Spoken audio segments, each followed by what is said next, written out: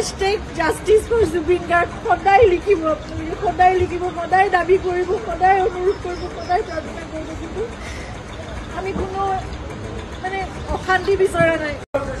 সেইকাৰণে প্ৰতিদিনে #justice for Zubeen Garg সকলোৱে লিখিব এবাৰ আৰু সকলোৱে ন্যায় প্ৰাৰ্থনা কৰিব। সদায় যি হৈছিল আমি জানিব লাগে, সেইটোৱে কথা। আজিলৈকে জনা নাই কি হ'ল, 22টা দিন পাৰ হ'ল, আজিলৈকে আমি নাজানো কি ঘটনা ঘটি গ'ল।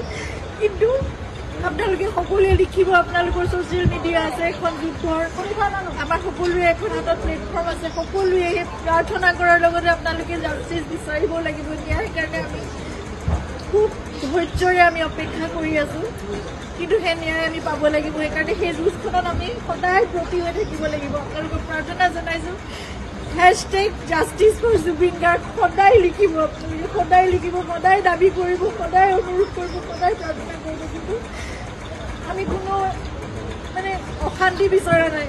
শান্তিপূৰ্ণভাৱে যাতে ন্যায় ব্যৱস্থাই আমাক সেইখিনি ন্যায় দিয়ে, সেয়ে প্ৰাৰ্থনা কৰিছোঁ।